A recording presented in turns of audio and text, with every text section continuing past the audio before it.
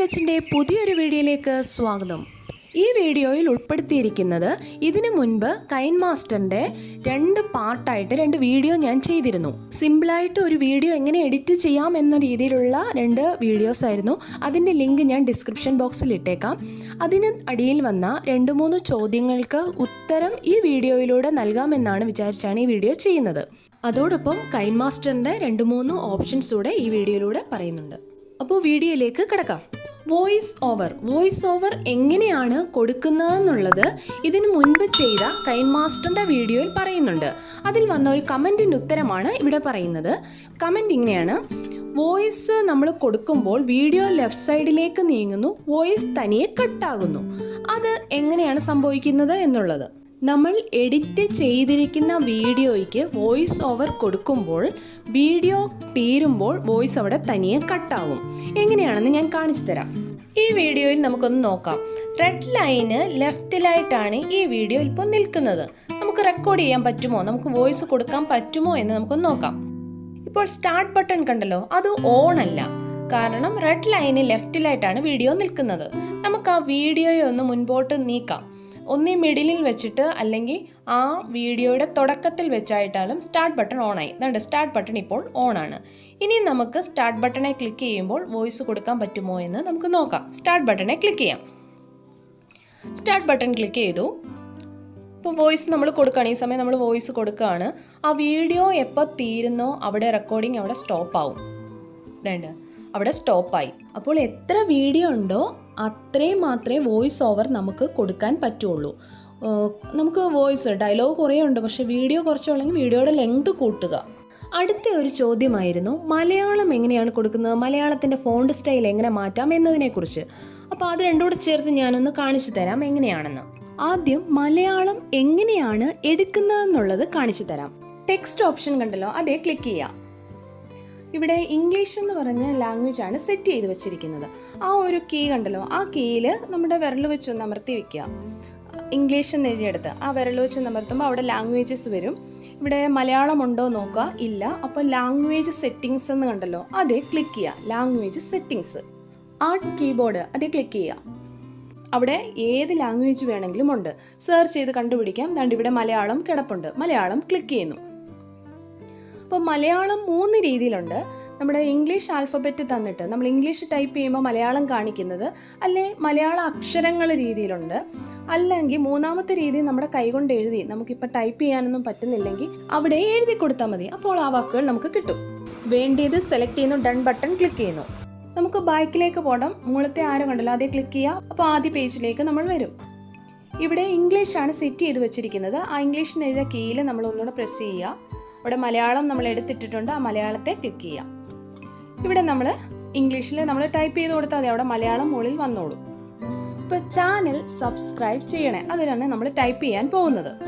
Channel നമ്മൾ ഇംഗ്ലീഷിലാണ് കൊടുക്കുന്നത്. Channel CHANNEL. അപ്പം മലയാളത്തിൽ അവിടെ എഴുതി കാണിച്ചു. ചാനൽ സബ്സ്ക്രൈബ്, നമ്മൾ സബ്സ്ക്രൈബിൻ്റെ ഇംഗ്ലീഷിൽ തന്നെ സ്പെല്ലിംഗ് കൊടുക്കുന്നു. അപ്പോൾ മലയാളത്തിൽ വന്നു സബ്സ്ക്രൈബ് ചെയ്യണേ. എന്നിട്ട് ഓക്കെ ബട്ടണെ ക്ലിക്ക് ചെയ്യാം.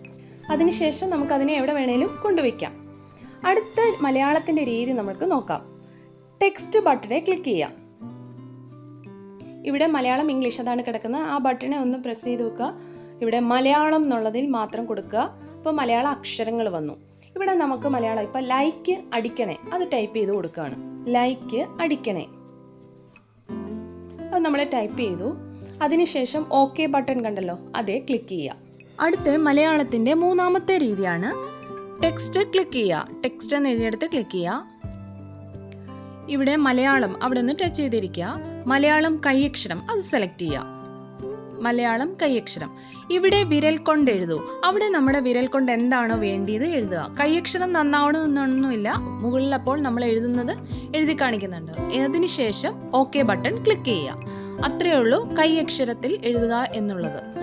അടുത്തത് ഫോണ്ടിൻ്റെ സ്റ്റൈൽ മാറ്റുന്നത്. നമ്മളിപ്പോൾ ടൈപ്പ് ചെയ്ത് വെച്ചേക്കുന്നു, അതിനെ ഒന്ന് നമുക്ക് അതിൻ്റെ ആ സ്റ്റൈലൊന്ന് മാറ്റണം. ഇപ്പോൾ ചാനൽ സബ്സ്ക്രൈബ് ചെയ്യണേ അതൊന്ന് സെലക്ട് ചെയ്യുക. സെലക്ട് ചെയ്യുമ്പോൾ ഈ റൈറ്റ് സൈഡിലായിട്ട് വന്നേക്കുന്ന ഓപ്ഷൻസ് ഉണ്ടല്ലോ, ഇത്രയും ഓപ്ഷൻസ് വരും. അതിൻ്റെ രണ്ടാമതായിട്ട് ഫോണ്ട് FONT എന്നുണ്ടല്ലോ, അത് സെലക്ട് ചെയ്യുക. അത് സെലക്ട് ചെയ്യുമ്പോൾ നമുക്ക് ഇത്രയും ഓപ്ഷൻസ് വരുന്നു. ഇതിലേത് വേണോ അത് നമുക്ക് സെലക്ട് ചെയ്യാം. നമ്മൾ എഴുതിയിരിക്കുന്ന സെൻറ്റൻസ് ഏത് രീതിയിലാണ് വേണ്ടിയതെന്ന് വെച്ചാൽ അത് വെച്ച് സെലക്ട് ചെയ്യുക. ഇനി ഇതിൻ്റെ കളർ ഒന്ന് ചേഞ്ച് ചെയ്യണം. കളർ ഓപ്ഷനെ ക്ലിക്ക് ചെയ്യാം.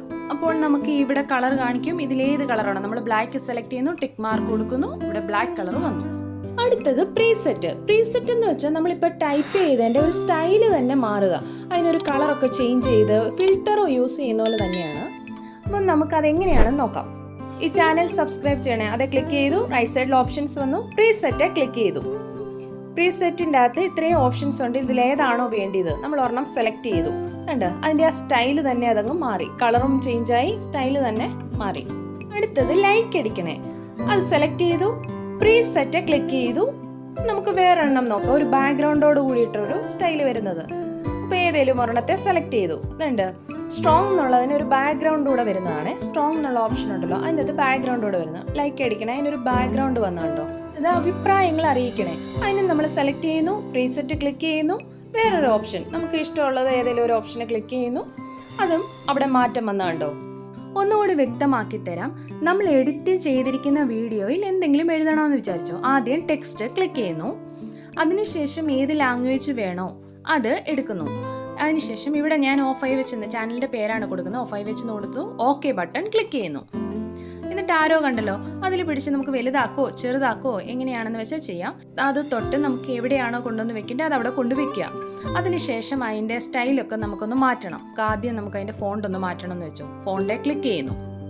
ആദ്യം സെലക്ട് ചെയ്തെങ്കിലേ ഈ റൈറ്റ് സൈഡിൽ ഈ ഓപ്ഷൻ വരുള്ളൂ. ഫോണ്ടേ ക്ലിക്ക് ചെയ്തപ്പോൾ ഇത്രയും ഫോണ്ടിൻ്റെ ഓപ്ഷൻസ് വന്നു. ഇതിലേതാണോ വേണ്ടിയത് നമുക്കത് സെലക്ട് ചെയ്യാം. ഇപ്പം ഞാൻ ഒരെണ്ണം സെലക്ട് ചെയ്തു, ഡാൻസിങ് സ്ക്രിപ്റ്റ് ബോൾഡ് എന്നുള്ളത് ഞാൻ സെലക്ട് ചെയ്തു. അപ്പോൾ അത് മാറി, നേരത്തെ കിടന്ന ഓഫായി വെച്ച് നിന്ന് മാറി. ഇപ്പോൾ അതിൻ്റെ കളർ ഒന്ന് ചേഞ്ച് ചെയ്യണം. കളറെ ക്ലിക്ക് ചെയ്യുന്നു, ഏത് കളറാണോ വേണ്ടി അത് സെലക്ട് ചെയ്യുന്നു. ഇവിടെ ഒരുപാട് കളർ കിടപ്പുണ്ട്, ഏത് വേണേലും നമുക്ക് എടുക്കാം. താഴോട്ട് കുറേ കളർ കിടപ്പുണ്ട്. അപ്പം ഞാനിവിടെ യെല്ലോ കളർ സെലക്ട് ചെയ്യുന്നു. എന്നിട്ട് മുകളിലായിട്ട് ടിക്ക് മാർക്ക് ഉണ്ടല്ലോ, അത് ക്ലിക്ക് ചെയ്യുന്നു. അപ്പോൾ അത് യെല്ലോ ആയി. അതിനുശേഷം നമ്മൾ നോക്കിയത് എന്താണ്, പ്രീസെറ്റ് എന്നുള്ളതാണ് അല്ലേ. പ്രീസെറ്റ് ക്ലിക്ക് ചെയ്യുന്നു. ഇത് സെലക്ട് ചെയ്യുമ്പോഴേ ഈ റൈറ്റ് സൈഡിൽ ഈ ഓപ്ഷൻ വരത്തുള്ളൂ. എന്ന് വെച്ചാൽ നമ്മൾ അതിലൊന്ന് തൊടുക, അപ്പോൾ സെലക്ട് ആവും, റൈറ്റ് സൈഡിൽ ഈ ഓപ്ഷൻസ് വരും. ഇവിടെ പ്രീസെറ്റ് നമ്മൾ ക്ലിക്ക് ചെയ്യുന്നു. അപ്പോൾ പ്രീസെറ്റിൻ്റെ കുറേ ഓപ്ഷൻസ് വന്നു. ഇതിലേതാണോ വേണ്ടത് അത് നമ്മൾ സെലക്ട് ചെയ്യുന്നു. ഇപ്പോൾ വെറൈറ്റിക്കകത്തിലെ നമ്മൾ ഒരെണ്ണമാണ് എടുത്തത്, അതിൻ്റെ കളർ കണ്ടോ ചേഞ്ച് ആയി. ഇതിൻ്റെ കൂടെ 2-3 ഓപ്ഷനും കൂടെ പറയാണ്. ഔട്ട്ലൈൻ എന്നുള്ളൊരു ഓപ്ഷൻ കണ്ടല്ലോ, ഔട്ട്ലൈൻ കൊടുക്കുക. നമ്മൾ എഴുതിയതിന് ഒരു ഔട്ട്ലൈൻ വേണമെങ്കിൽ അത് എടുക്കുക, ഇനേബിൾ ആക്കുക. അത് കൂട്ടി ഇച്ചിരി ഔട്ട്ലൈൻ നമുക്കൊന്ന് ഇച്ചിരി കൂട്ടി കൊടുക്കണമെങ്കിൽ കൂട്ടുക, കുറയ്ക്കണമെങ്കിൽ കുറയ്ക്കാം. എന്നിട്ട് ബാക്ക് അടിക്കുക. അടുത്ത ഒരു ഓപ്ഷനാണ് ഷാഡോ. അത് ഇനേബിൾ ആയിട്ട് തന്നെ കിടക്കുകയാണ്. അതൊക്കെ വേണമെങ്കിൽ നമുക്ക് ചെയ്താൽ മതി. അതിനുശേഷം വേറെണ്ണം ഗ്ലോ, അതും നമുക്ക് ഇനേബിൾ ആക്കി വെക്കുക. അപ്പോൾ ഒരു ഗ്ലോ, ചെറിയൊരു ഗ്ലോ കാണാം. അത് കൂട്ടുകയും കുറയ്ക്കുകയും ഒക്കെ ചെയ്യണമെങ്കിൽ നമുക്കത് ചെയ്യാവുന്നതാണ്.